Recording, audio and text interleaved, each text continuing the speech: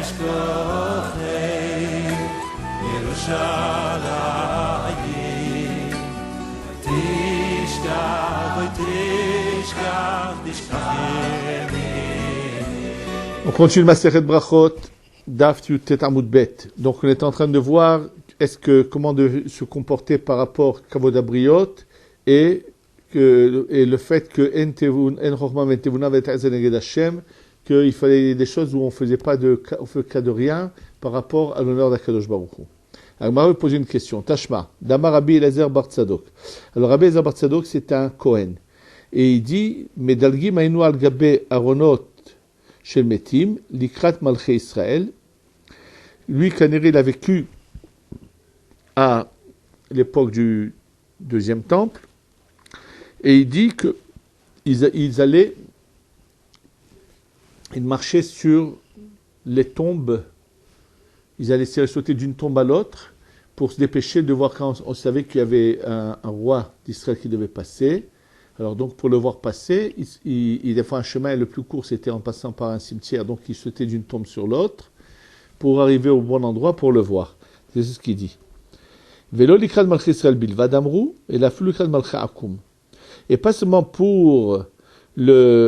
à l'encontre des rois d'Israël, ça a été dit, mais même à l'encontre des rois non juifs, il fallait essayer de les voir. Shimiske yafrin ben malchei Israël malchei akum. Que s'il a du mérite, il fera la différence entre Malchei Israël, Malchei Akum. Donc, avant d'expliquer ce que ça veut dire, on va voir d'abord la question. Amai, comment ils ont pu faire ça? Lima en Choma Metunav Aseneged Hashem. Comment ils ont pu faire ça? Pourtant, il était Cohen, et donc Cohen n'est pas marché sur des tombes. Donc, comment ils ont pour aller voir comment on appelle ça, des rois, qui est juste quelque chose qui est une ma'ala seulement. Ils pouvaient transgresser apparemment une interdiction de la Torah qui interdit de s'impurifier pour un Cohen dans un cimetière. Amar répond Kederava, Damarava, Devar Torah, Ohel Kotsheshbo Halal Tefa Chotzin Pinatuma. Il dit comme ça. Devar Torah, ça veut dire qu'il faut savoir que normalement, le mort il est enterré sous la terre. Alors quel problème? Le problème, c'est qu'il y a ce qu'on appelle, il y a une interdiction par exemple, quand on se trouve dans la même chambre qu'un mort. Pour un Kohen, c'est interdit parce que la chambre, c'est un orel, c'est-à-dire elle recouvre sur les deux, et donc la Touma va passer sur le Kohen, même qui ne touche pas au mort. Le fait qu'il se trouve sous le même toit que le mort, il y a de la Touma. Maintenant, que se passe-t-il en dehors de cette chambre dans laquelle se trouve le mort? Alors, il faut savoir que lorsqu'un mort, il y a au-dessus de lui un espace vide d'au moins 8 cm, entre la terre où est couvert le mort. C'est-à-dire, si c'est plein, tout le temps que c'est plein, par exemple, si on marche sur la terre et le mort est enterré même à 10 mètres dessous, la touma monte jusqu'au sol et c'est interdit au coin de marcher. Maintenant, si au-dessus de cette terre, on construit quelque chose qui va laisser un espace vide, alors il n'y aurait pas de problème. D'ailleurs, à Tveria, lorsqu'ils ont rénové une certaine route, ils ont découvert que sur cette route, qu'il y avait dessous des tombes. Alors pour que les Kohanim puissent passer, ils ont dû, avec du béton armé bien sûr, faire des sortes de poutres avec des côtés, et c'est-à-dire qu'il y avait un vide sous ces plaques de béton, pour qu'il y ait un vide où il n'y a pas de terre, pour que dans ce cas-là, cet espace vide empêche la Touma de monter. En fait, aujourd'hui, quand on réfléchit, en général, les marbres qui sont mis ça dépend comment c'est mis.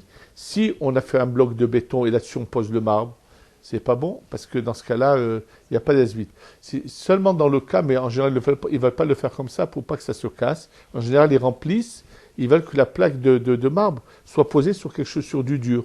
Mais si on imagine qu'ils mettent sur les côtés des morceaux, ils mettent un gros marbre dessus, posé. Donc, c'est-à-dire qu'en fait, il y a un tefar, il y a 8 cm d'espace vide, alors que la touma ne passerait pas.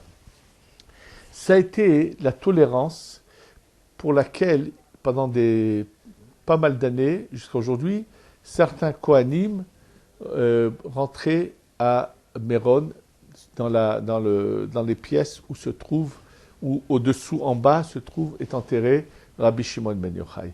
Pour quelle raison? Tout simplement parce que Rabbi Shimon ben Yochai est enterré en bas d'une caverne, et donc entre l'endroit du kever de Rabbi Shimon ben Yochai, de son fils, et le plafond, il y a un espace vide, et donc c'est pour ça qu'il y avait cette tolérance.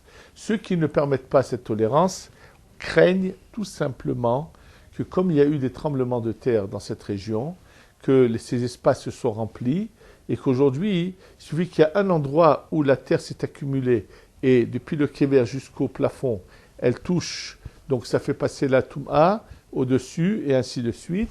Et comme personne ne veut rentrer, mais aujourd'hui on connaît l'emplacement de l'entrée de cette caverne, c'est pour ça que personne ne veut rentrer. Par contre, à Me'arat HaMachpelah, au caveau des patriarches, là-bas, le Rav Mordechai Eliaou tolérait aux Kohanim de rentrer, puisque là-bas c'est évident, c'est clair. Nous savons pertinemment que, en fait, c'est l'endroit où marchent les gens quand ils vont.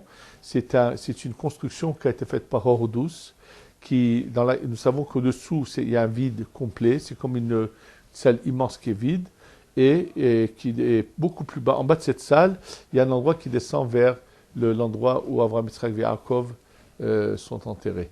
Donc, là-bas, à Me'arat HaMachpelah, c'est la raison pour laquelle les Kohanim peuvent rentrer, puisque c'est sûr que là-bas, il y a un espace de vide entre l'endroit des tombes et le toit au-dessus duquel les gens marchent. Donc, il n'y a pas de problème. Et donc, la Gemara répond, donc en réalité, la plupart des tombes, c'est-à-dire qu'avant, ils faisaient ça, c'est-à-dire que une fois que quelqu'un était enterré, alors la pierre tombale, il la faisait de manière à ce qu'il y ait un vide, c'est-à-dire pour que justement, il n'y ait pas de, qu'on appelle ça, qu'il n'y ait pas de Toum'a. Donc en fait, un Kohen aurait pu se mettre carrément sur ces tombes debout, il n'y a aucun problème. Simplement, donc, mais les Chachamim ont interdit, oui. Pourquoi? C'est ce qu'il dit un ohel, un emplacement vide, qui a à l'intérieur un vide d'un tefar, ça empêche la touma de monter. Par contre, s'il n'y a pas un espace de au moins 8 cm de vide, la touma oui monte. Et la plupart des aronot, c'est pierres tombales qu'ils mettaient avant dans leur époque, ils leur faisaient tout avec au moins qu'il y ait un 8 cm de vide. Oui, et ces Khamim qui ont tout simplement fait un décret pour qu'il y a même sur les tombes où on est sûr qu'il y a cet espace, ils ont comme fait un décret de crainte qu'un Kohen va un jour sauter sur une tombe sur laquelle il n'y a pas cet espace. Et Mishum Kavod Melachim, le Gazouberan. Et pour l'honneur des rois, les Chachamim n'ont pas fait cette interdiction. Les rabbins n'ont pas fait cette interdiction. Alors, qu'est-ce que ça veut dire Kavod Melachim? Est-ce qu'on a besoin d'honorer les rois? Non, il faut savoir une chose.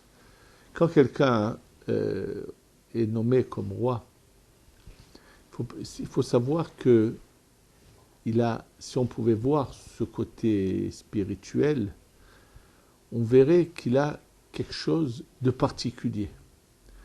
Et en fait, ici, c'est que tout simplement, le fait d'aller voir cela, ça peut déclencher chez la personne dans sa neshama quelque chose qui va tout d'un coup, lui rappeler que le but de la création de l'homme, c'est-à-dire qu'il va se passer un effet positif sur la neshama.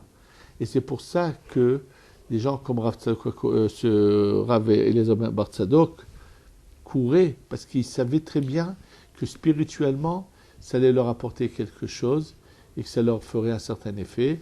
C'est pour ça qu'il existe des brachot, chez Halak Mikvodo le Basar Vadam, qu'on doit faire des brachot, une certaine bénédiction, même comme un roi non-juif. Quand Adolphe Gustave d'Allemagne est venu je crois, 1870 en Israël, ici à Jérusalem. Et à cause de lui, d'ailleurs, ils ont coupé une partie de la muraille pour que son carrosse puisse passer.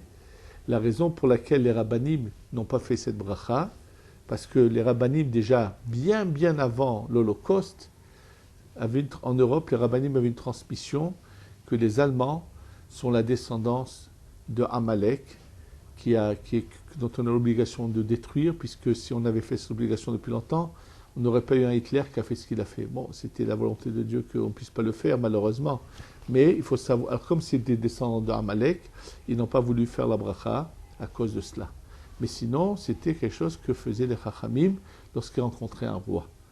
Un président n'a pas le titre d'un roi. C'est pas la même chose. C'est pas le même statut. Aujourd'hui, il y en a peu. Au Maroc, il existe encore une royauté. Dans des endroits où il y a encore un roi, ça a une importance. Et c'est pour ça qu'on en parle ici. La Gemara continue et nous dit Tashma, encore une autre. Gadol kavod abriot shedocha et lo ta'aseh sheba Torah.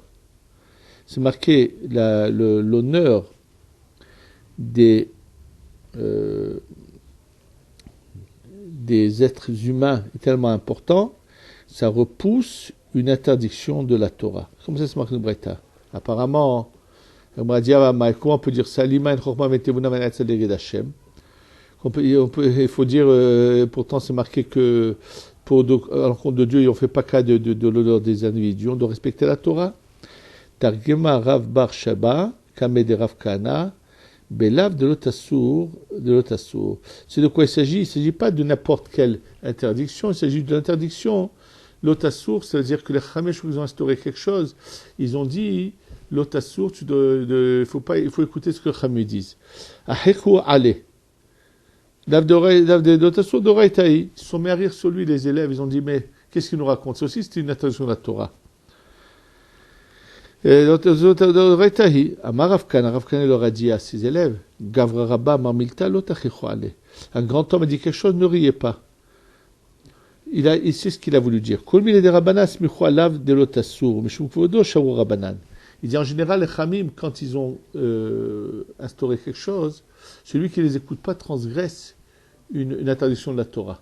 Mais là, quand il s'agit de Kavod Abriot, les Chamim ont dit nos paroles n'ont pas été dites dans ce cas-là. Donc automatiquement, il n'y a pas l'interdiction de la Torah. C'est ce qu'il a voulu dire.